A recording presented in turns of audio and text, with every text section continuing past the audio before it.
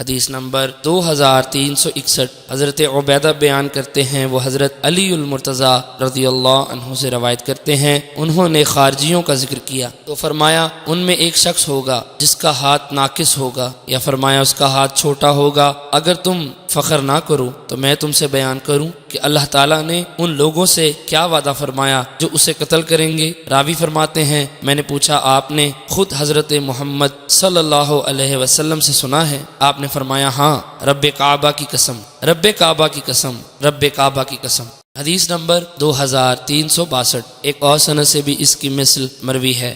حدیث نمبر 2363 حضرت زید بن وہب جہنی رضی اللہ عنہ سے مروی ہے، وہ اس لشکر میں تھے جو حضرت علی المرتضیٰ رضی اللہ عنہ کے ساتھ تھا۔ وہ فرماتے ہیں یہ لوگ خوارج کی طرف چلے، حضرت علی کرم اللہ وجہہ نے فرمایا، اے لوگو، میں نے رسول اکرم صلی اللہ علیہ وسلم سے سنا ہے، آپ نے فرمایا میری امت میں ایک جماعت نکلے گی جو قرآن مجید پڑھے گی، ان کی قرات کے مقابلے میں تمہارے پڑھنے کی کوئی حیثیت نہیں ہوگی، اور نہ ہی ان کی نماز کے مقابلے میں تمہاری نماز کی، اور نہ ہی ان کے روزوں کے مقابلے میں تمہارے روزوں کی کوئی حیثیت ہوگی۔ وہ قرآن پڑھ کر یہ خیال کریں گے کہ وہ ان کے لیے مفید ہے، حالانکہ وہ ان کے لیے نقصان دہ ہوگا۔ ان کی نماز ان کے حلق سے نیچے نہیں جائے گی، وہ اسلام سے اس طرح نکل جائیں گے جس طرح تیر شکار سے نکل جاتا ہے۔ جو لشکر ان کی سرکوبی کے لیے جائے گا، اگر اسے معلوم ہوتا ان کے لیے ان کے نبی کی زبان پر کیا وعدہ کیا گیا تو وہ باقی کام چھوڑ کر اس مقصد کے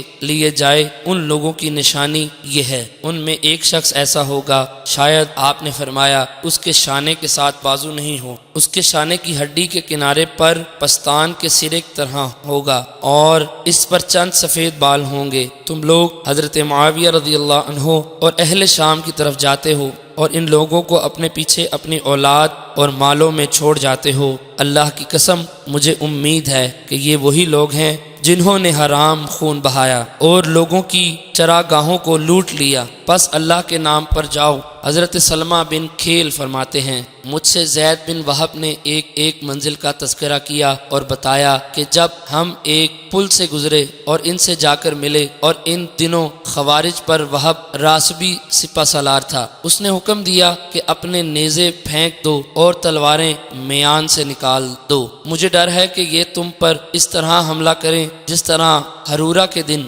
حملہ کیا۔ چنانچہ وہ پھرے اور انہوں نے اپنے نیزے پھینک کر تلواریں نکال لی اور لوگوں نے ان پر نیزوں سے حملہ کیا۔ فرماتے ہیں اور ان میں سے بعض نے قتل ہو کر بعض پر گرنا شروع کر دیا۔ اس دن حضرت علی المرتضیٰ رضی اللہ عنہ کے لشکر سے صرف 2 آدمی شہید ہوئے۔ آپ نے فرمایا ان میں سے اس ناقص آدمی کو تلاش کرو۔ انہوں نے تلاش کیا لیکن نہ پایا، تو حضرت علی المرتضیٰ رضی اللہ عنہ خود اٹھ بیٹھے اور ان لوگوں کے پاس آئے جہاں ان کی لاشیں ایک دوسرے پر پڑی ہوئی تھی۔ آپ نے فرمایا ان لاشوں کو پیچھے کرو، پس اسے زمین سے لگا ہوا پایا تو آپ نے نعرہ تکبیر بلند کیا، پھر فرمایا اللہ تعالیٰ نے سچ فرمایا اور اس کے رسول صلی اللہ علیہ وسلم نے ہم تک پہنچایا۔ عبید سلیمانی کھڑے ہوئے تو کہا، اے امیر المومنین، اس ذات کی قسم جس کے سوا کوئی معبود نہیں، کیا آپ نے یہ حدیث رسول اکرم صلی اللہ علیہ وسلم سے سنی ہے؟ آپ نے فرمایا ہاں، اللہ کی قسم جس کے سوا کوئی